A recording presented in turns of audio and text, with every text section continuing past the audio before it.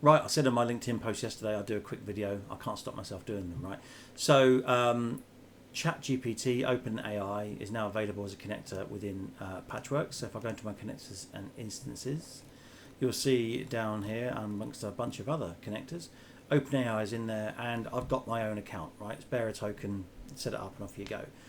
Right, how can I use it? There's a good idea. So why don't we go into a process flow and just to show how easy it is to do it. So I'm going to call it test OpenAI for MOV and create flow.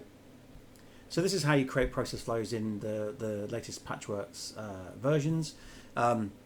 You see here, trigger every hour. So if we actually set up and run this, it would run every hour. You can change that, of course. You can come in, change the schedule, or you can run it from a webhook. So we can listen for a webhook and on an event, go off and do something. So for now, I'm just going to call ChatGPT with a payload. So I'm going to take the API standard that you need and pass it in there. And I'm asking the question, how can I use ChatGPT or ChatPT in that case, I'll change that to a G, for e-commerce product content? Just get some ideas from that itself. Why not? None of us have to think for ourselves anymore. Right, connector, choose the OpenAI one. Go into here and I'll choose create chat completion. Bunch of different things you can change on there. Timeout for it, for instance, could be useful actually, because ChatGPT can take a while if it's asking for a lot. This is a big question, but let's save that and then let's just run it and see what happens. Thinking away. Hopefully not actually thinking, but you know, it won't be long. So if I click on this, as you can see, as you go through, you get the little ticks. I mean, obviously that one went straight away. If I look at this one, click on the little tick, you can see the request that was sent across, the response, which is 200, and the payload that came back has come back with a bunch of extra content, right? To use ChatGPT for e-commerce product content, blah, blah, blah, you can follow these steps, and there's a bunch of stuff in there, which is great. So I used that. I put this together on the train up to London to the Applied Digital E2X drinks in the week. And what I did when I got there was talk to Bruce from Pimberley, one of our partners, and say, well, here's a great example. You can use ChatGPT for product content translation. Okay, so what I've done is I've put together a quick flow with Pimberley at the front, a mapping that effectively maps a question across. So in this case, the question, you can see where the mapping is coming from the content here. If I click on the transform, I've basically said, take this and translate it to French. Okay. It'll run it through OpenAI to go and do that translation, take that data back, and then update the product in Pimberley. Okay, so Pimberley has a number of different. In fact, I'll go and show you in there. Let's go and pick a product. That's the easiest way to do it. Let's go and find, say, this one.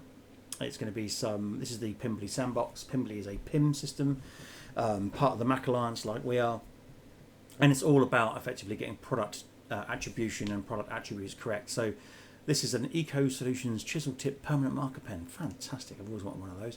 And you can see we've got a master copy there with some stuff in it, primary copy there.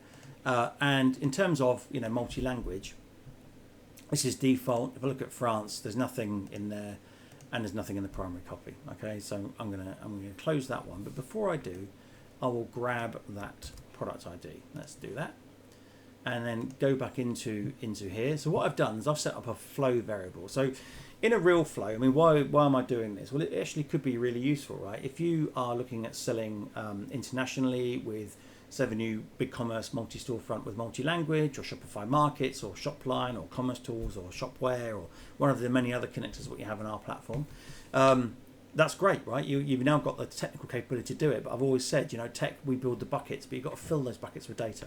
So a way of doing that is to take your existing language product catalog, I say language because it might not be English, and translate it into the other languages.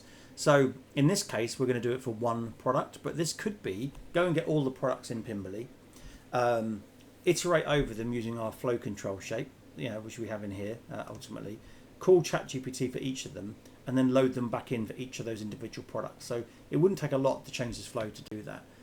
What I have done though is I've set up a flow control variable in here for product ID, and so you saw me, I just copied that product ID from Pimberley.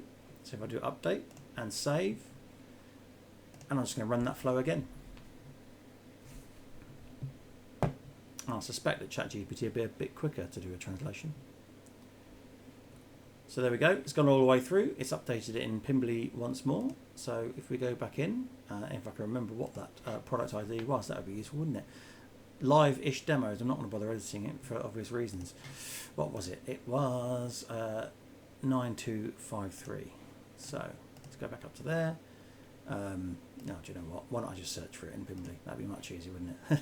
So Patchworks is really easy to use, but this is me not being such a great demo person, but that's good too. Copy that, go there, search, find it, off we go. Now if I go into there, if I change it to French, look in descriptions, under primary, there we are. So that could have been the entire product catalogue. And it's just a great example of what you can do with OpenAI now. That could be take a short description and write me long descriptions.